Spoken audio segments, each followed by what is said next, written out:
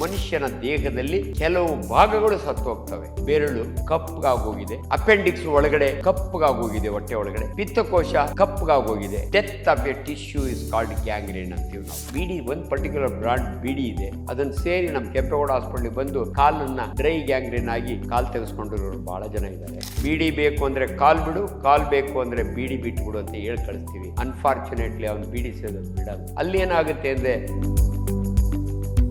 ಕೆಲವರು ನಾಟಿ ಔಷಧಿ ಮಾಡೋರು ಹಾಸ್ಪಿಟಲ್ ಒಳಗೆ ಗ್ಯಾಂಗ್ರೀನ್ ಆಗಿದೆ ಕಾಲ್ ತೆಗಿಬೇಕು ಅಂತ ಹೇಳ್ಬಿಟ್ರಂತೆ. ನನ್ನ ಹತ್ರ ಬಂದ್ಮೇಲೆ ನಾನು ವಾಸಿ ಮಾಡಿದೆ ನಾಟಿ ಔಷಧಿಯಲ್ಲಿ. ಒಬ್ಬ ವೈದ್ಯನಾಗಿ ಈ ಗ್ಯಾಂಗ್ರೀನ್ ಏನಾದ್ರು ಯಾರಾದ್ರೂ ವಾಸಿ ಮಾಡ್ತೀನಿ ಅಂದ್ರೆ ನಾನು ಮೆಡಿಕಲ್ ಕಾಲೇಜ್ನಲ್ಲಿ ಪಾಠ ನಿಲ್ಲಿಸಬೇಕಾಗತ್ತೆ, ಮೆಡಿಕಲ್ ಕಾಲೇಜುಗಳನ್ನ ಮುಚ್ಚಬೇಕಾಗತ್ತೆ.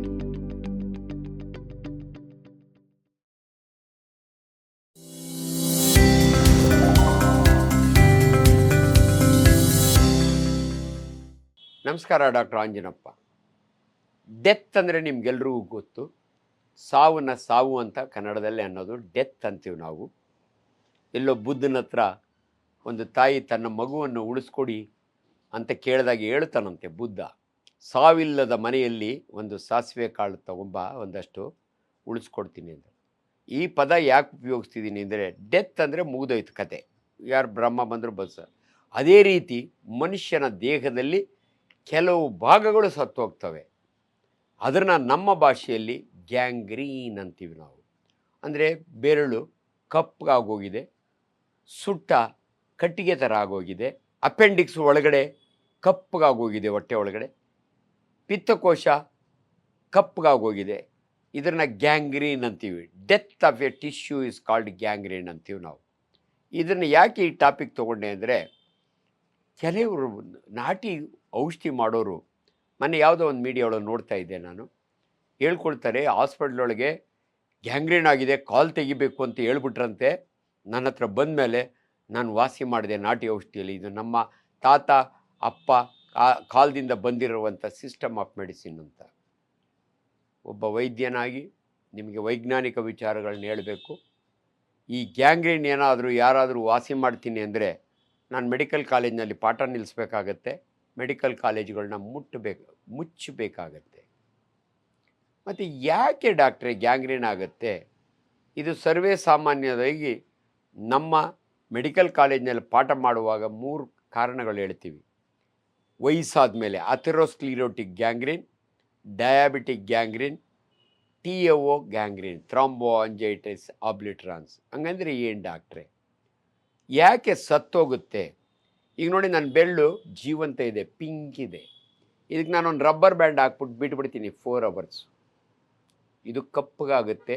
ಅದನ್ನೇ ನಾವು ಗ್ಯಾಂಗ್ರೀನ್ ಅನ್ನೋದು, ಸತ್ತು ಹೋಗುತ್ತೆ. ಇನ್ನೂ ಕೆಲವು ಡೀಟೇಲ್ಸ್ ಹೇಳೋದಕ್ಕೆ ಮೊದಲು ಒಂದು 35-40 ವರ್ಷದ ಹಿಂದೆ, 1940 ವರ್ಷದ ಹಿಂದೆ 1985 ನಾನು ಬೋರಿಂಗ್ ಹಾಸ್ಪಿಟಲಲ್ಲಿ ಸರ್ಜನ್ ಆಗಿರ್ತೀನಿ. ನನ್ನೂರು ದೊಡ್ಡ ತುಮಕೂರು ಗ್ರಾಮ, ದೊಡ್ಡಬಳ್ಳಾಪುರದ ಹತ್ರ, 40 ಕಿಲೋಮೀಟ್ರು. ನಮ್ಮ ಊರಿಗೆ ಹೋಗ್ತೀನಿ. ನನ್ನ ಅಪ್ಪ ಅಮ್ಮ ಇದ್ದರು.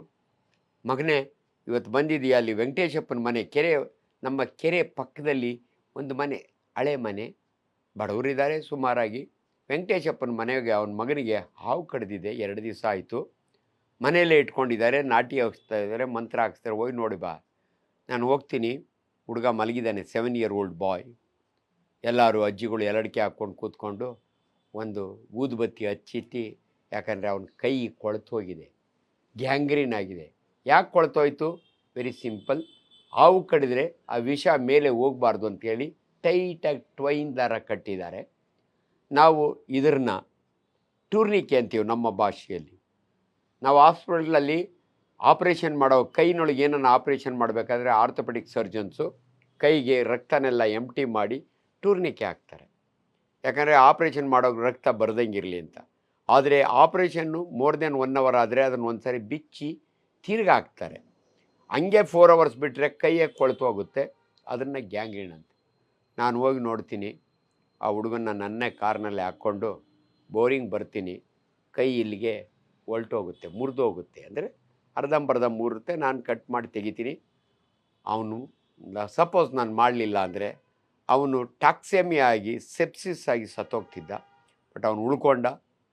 ಅವನೊಬ್ಬ internationally handicapped javelin throw player, ಎಡಗಡೆ ಇತ್ತು, ಆಗಿ ಅವನು ಸೌದಿಗೆಲ್ಲ ಹೋಗಿ ಪ್ರೈಸ್ ತೊಗೊಂಬರ್ತಾನೆ. ಬಟ್ ಅನ್ಫಾರ್ಚುನೇಟ್ಲಿ ರೀಸೆಂಟಾಗಿ ಸತ್ತೋದ ಅವನು because of some other problem.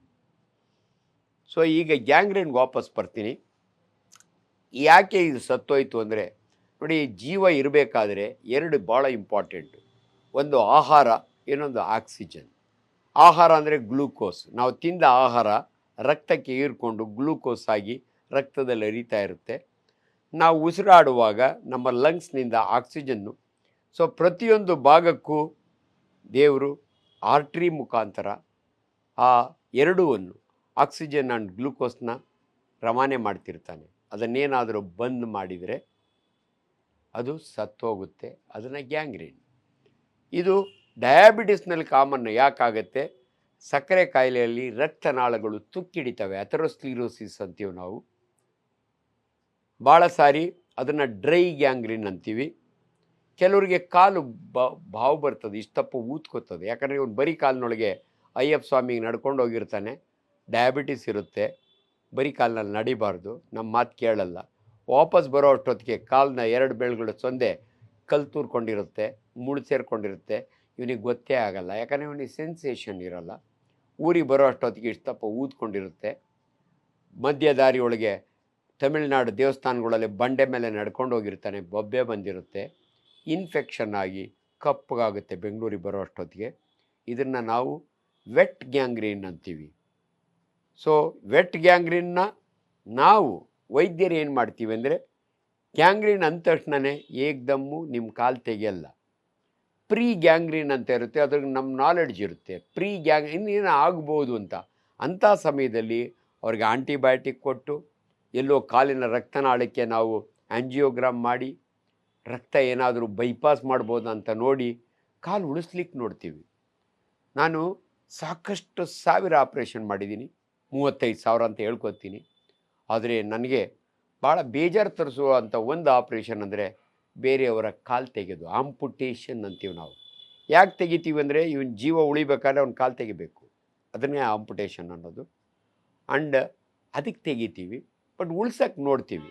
ಆದರೆ ಅನ್ಫಾರ್ಚುನೇಟ್ಲಿ ಕೆಲವರು ಡಾಕ್ಟ್ರುಗಳು ಬೇಕು ಅಂತ ಕಾಲು ತೆಗಿತೀನಿ ಅಂತ ಹೇಳ್ದೋ ಕಾಲು ನಾವು ಉಳಿಸ್ತೀವಿ ಅಂತಾರೆ. ಇದು ಅವೈಜ್ಞಾನಿಕ, ದಯವಿಟ್ಟು ನಂಬೇಡಿ. ಪ್ರೀ ಗ್ಯಾಂಗ್ರೀನ್ ಇರೋ ಟೈಮ್ನಾಗ ಬೈ ಚಾನ್ಸ್ ಹೋಗಿ ಎಲ್ಲೋ ಒಂದು ಚಾನ್ಸ್ ಹುಡ್ಕೊಂಡಿರ್ಬೋದೇ ಹೊರತು ಗ್ಯಾಂಗ್ರೀನ್ನ ಈ ನಾಟಿ ಔಷಧಿ ಮಾಡೋರಲ್ಲ, ಬ್ರಹ್ಮ ಬಂದರೂ ಉಳಿಸ್ಲಿಕ್ಕಾಗಲ್ಲ. ಇದನ್ನು ದಯವಿಟ್ಟು ತಿಳುವಳಿಕೆ ಇರಬೇಕು. ಸೊ ಅದರಿಂದ ತಪ್ಪು ಮಾಹಿತಿಗಳು ನೀವು ಬಂದಾಗೆ ಅದು ಏನಾಗುತ್ತೆ, ನಾಟಿ ಮಾಡೋರು ನಮ್ಮ ತಲತಲಾಂತರದಿಂದ ಬಂದಿದೆ, ನಾವು ಫ್ರೀ ಮಾಡ್ತೀವಿ, ನಾವೇ ಊಟ ಹಾಕ್ತೀವಿ, ನಿಮಗೆ ದುಡ್ಡು ಕೊಟ್ಬಿಟ್ಟು ಟ್ರೀಟ್ಮೆಂಟ್ ಮಾಡ್ತೀನಿ ಅಂದರೆ ದುಡ್ಡು ಇಸ್ಕೊಳ್ಳೋಕ್ಕೂ ಹೋಗಬೇಡಿ. ನಾನು ಹೇಳಿದ್ದು ನಿಮಗೆ, ಅವ್ರು ದುಡ್ಡು ಇಸ್ಕೊಳ್ಳೋದಲ್ಲ, ನಿನ್ನ ಕಾಲು ಉಳಿಸ್ತೀನಿ ಬಾರಪ್ಪ ದುಡ್ಡು ಕೊಡ್ತೀನಿ ಅಂತ ದಯವಿಟ್ಟು ನಂಬೇಡಿ. ಯಾಕಂದರೆ ಒಂದು ವಿಜ್ಞಾನ ಇದನ್ನು ಗ್ಯಾಂಗ್ರೀನ್ ಅಂತೀವಿ. ಅದಕ್ಕೆ ಒಂದೇ ಟ್ರೀಟ್ಮೆಂಟ್, ಆಂಪುಟೇಷನ್. ಕೆಲವು ಸಮಯ ಹೆಬ್ಬೆಟ್ಟು ಮಾತ್ರ ಗ್ಯಾಂಗ್ರೀನ್ ಆಗಿರುತ್ತೆ, ಹೆಬ್ಬೆಟ್ಟು ಅಷ್ಟೇ ತೆಗಿತೀವಿ. ಕೆಲವು ಸಮಯ ಮಂಡಿ ಕೆಳಗಡೆ ಬಿಲೋನಿ ಆಂಪುಟೇಷನ್, ಅದಕ್ಕೆ ಸೈಂಟಿಫಿಕ್ ಎಕ್ಸ್ಪ್ಲನೇಷನ್ ಇದೆ. ಬರೀ ಬೆರಳು ತೆಗೆದ್ರೆ ಆ ಗಾಯ ಒಡಗೋದೇ ಇಲ್ಲ, ಯಾಕಂದರೆ ಅದಕ್ಕೆ ಫರ್ದರ್ ಬ್ಲಡ್ ಸಪ್ಲೈ ಇಲ್ಲ. ನನ್ನ ರಕ್ತನಾಳ ಡಾಪ್ಲರ್ ಮಾಡಿ ನೋಡ್ತೀವಿ, ಮಂಡಿ ಕೆಳಗಡೆ ರಕ್ತನಾಳನೇ ಪರಿಚಲನೆ ಇಲ್ಲ ಅಂದರೆ ಹೈಯರ್ ಆಂಪುಟೇಷನ್ ಅಂತ ಮಾಡ್ತೀವಿ. ಎಷ್ಟೋ ಜನಕ್ಕೆ ಮಂಡಿಯಿಂದ ನೀ ಜಾಯಿಂಟಿಂದ ಮೇಲೇನೂ ಆಪ್ರೇಷನ್ ಮಾಡಿ ತೆಗಿತೀವಿ. ಇದು ಜನಗಳಿಗೆ ಕೊಡುವ ಎಚ್ಚರೆ. ಇನ್ನೊಂದು ಗ್ಯಾಂಗ್ರೀನ್ ಇದೆ, ನಿಮ್ಗೆ ಆಶ್ಚರ್ಯ ಆಗುತ್ತೆ, ಬೀಡಿ ಸೇದೋರಿಗೆ ಮಾತ್ರ ಬರುತ್ತೆ ಇದು. ಪರ್ಟಿಕ್ಯುಲರ್ ರಾಮನಗರ ಚನ್ನಪಟ್ಟಣ ಕಡೆಯಿಂದ ನಾವು ಬೀಡಿ, ಒಂದು ಪರ್ಟಿಕ್ಯುಲರ್ ಬ್ರ್ಯಾಂಡ್ ಬೀಡಿ ಇದೆ, ಅದನ್ನು ಸೇರಿ ನಮ್ಮ ಕೆಂಪೇಗೌಡ ಹಾಸ್ಪಿಟ್ಲಿಗೆ ಬಂದು ಕಾಲನ್ನು ಡ್ರೈ ಗ್ಯಾಂಗ್ರೀನ್ ಆಗಿ ಕಾಲು ತೆಗೆಸ್ಕೊಂಡಿರೋರು ಭಾಳ ಜನ ಇದ್ದಾರೆ. ಅಲ್ಲೇನಾಗುತ್ತೆ ಅಂದರೆ, ಈ ಬೀಡಿ ಸೇದೋದ್ರಿಂದ ರಕ್ತನಾಳ ತುಕ್ಕಿ ಹಿಡಿಯುತ್ತೆ. Nicotine is a poison. In fact ಯಾವ ಮಟ್ಟಕ್ಕೆ ಜನಗಳಿಗೆ ಎಚ್ಚರಿಸ್ತೀವಿ ಅಂದರೆ, ನೋಡಪ್ಪ ಅಣ್ಣ, ಎಡಗಡೆ ಕಾಲು ಹೋಯ್ತು, ನೀನು ಬೀಡಿ ಸೇದ್ತಾ ಇದ್ದರೆ ಬಲಗಡೆ ಕಾಲು ಕಳ್ಕೊತೀಯ, ಇನ್ನು 6 ತಿಂಗಳೊಳಗಾಗಿ ಬೀಡಿ ಬೇಕು ಅಂದರೆ ಕಾಲು ಬಿಡು, ಕಾಲು ಬೇಕು ಅಂದರೆ ಬೀಡಿ ಬಿಟ್ಟುಬಿಡು ಅಂತ ಹೇಳಿ ಕಳಿಸ್ತೀವಿ. ಅನ್ಫಾರ್ಚುನೇಟ್ಲಿ ಅವ್ನು ಬೀಡಿ ಸೇದೋದು ಬಿಡಲ್ಲ, ಊರಿಗೋಗಿ ಬೀಡಿ ಸೇದ್ತಾನೆ ಇರ್ತಾನೆ.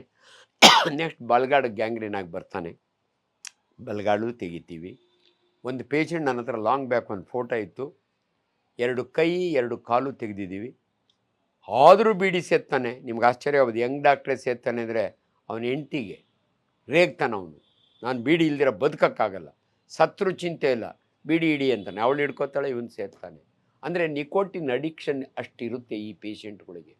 ಆದ್ದರಿಂದ ಇವತ್ತು ಸರಳವಾಗಿ ನಿಮಗೆ ಒಂದು ಸಂದೇಶ, ಗ್ಯಾಂಗ್ರೀನ್ ಅಂದರೆ ಹೆಂಗಿರುತ್ತೆ ಅಂದರೆ ಸುಟ್ಟ ಕಟ್ಟಿಗೆಯ ಥರ ಇರುತ್ತೆ.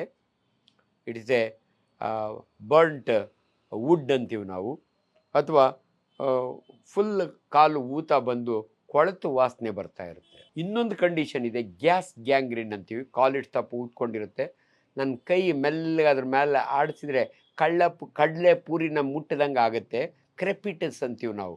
ಇದನ್ನು ಗ್ಯಾಸ್ ಗ್ಯಾಂಗ್ರೀನ್ ಅಂತೀವಿ. ಇದು ಎಮರ್ಜೆನ್ಸಿ. ನಮಗೆ 48 ಅವರ್ಸ್ನೊಳಗೆ ಇವನಿಗೆ ಟ್ರೀಟ್ಮೆಂಟ್ ಕೊಡಲಿಲ್ಲ ಅಂದರೆ, ಇನ್ಫ್ಯಾಕ್ಟ್ ಆಕ್ಸಿಜನ್ ಚೇಂಬರ್ಸ್ ಅಂತ ಇರ್ತವೆ, ಇಡೀ ಬೆಂಗಳೂರಿನಾಗ ಎಲ್ಲೂ ಇಲ್ಲ. ನಿಮ್ಮ ಕಮಾಂಡೋ ಹಾಸ್ಪಿಟ್ಲಿಗೆ ಹೋದರೆ ಹೈಪರ್ ಬ್ಯಾರಿಕ್ ಆಕ್ಸಿಜನ್ ಅಂತೆ, ಅದನ್ನು ಟ್ರೈ ಮಾಡ್ತೀವಿ. ಇವನು ಜೀವ ಉಳಿಸ್ಬೇಕು, ಇವನು ಕಾವಲು ಉಳಿಸ್ಬೇಕು ಅನ್ನೋದು ನಮ್ಮ ಆಸೆ. ದಯವಿಟ್ಟು ಎಲ್ಲೋ ಒಂದು ಕಡೆ ನೀವು ಯಾರೋ ಕ್ರೆಡಿಟ್ ತೊಗೋತಾರೆ, ಕಂಡಮ್ ಮಾಡ್ತಾರೆ, ಅವನು ಯಾವನ ಡಾಕ್ಟ್ರ್ ಹೇಳಿದ ಕಾಲು ತೆಗಿಬೇಕು ಅಂತ, ನೋಡಿ ನಾನು ಕಾಲು ಉಳಿಸ್ತೀನಿ. ದಯವಿಟ್ಟು ಹಂಗೆಲ್ಲ ಉಳಿಸ್ಲಿಕ್ಕಾಗಲ್ಲ. ನಾವು ಯಾರು ನಿಮ್ಮ ಕಾಲು ಇದು ಮಾಡಲ್ಲ.